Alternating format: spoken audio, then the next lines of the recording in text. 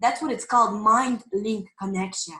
And it's the same way when it works with music, it also works the same with food. It works the same with experiences, and it works the same with the things that you see. So what happens is that there's a certain stimulus. So in that case, it's a food. And it creates that connection. It creates that mind-link connection.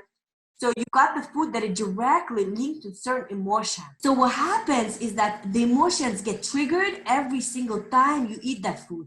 And you see that food or you're reminded of that food. So if there ever been a point in time when you feel sad, a lot of people, they go for ice cream when they feel sad.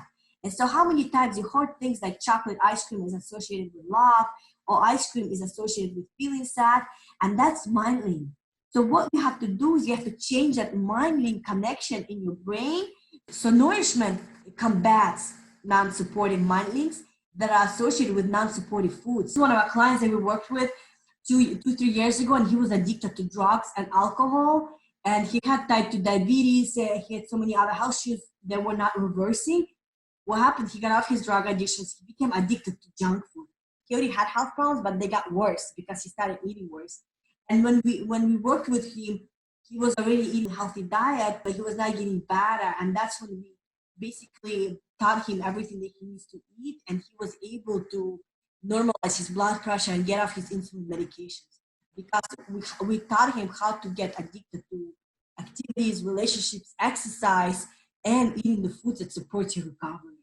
And that's why we want to create those actions and habits and foods that are going to get you lean, strong, and healthy, so that way you can live healthier life for the rest of your life. That's why for us, we have to break that connection, because it doesn't support our health. It doesn't support our goal anymore. So you have to kind of break that up and replace that. Some of these mind connections, they can go against you, especially if you're trying to heal your body, whether you're trying to get lean or build muscle, or you're trying to heal from a disease. So if you have these mind links that are not supportive, that link to food that are making you sicker, that's going to work against you. So what we have to do is we have to figure out a way around that.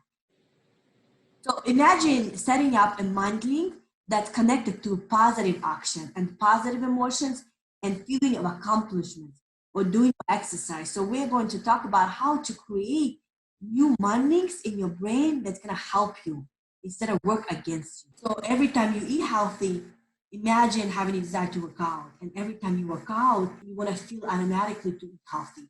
And what we notice with a lot of people is after workout, what they do is they go for junk food. And actually, when you do that, it creates a bad mind link in your brain. So there is a psychological significance of the meal right after you work out.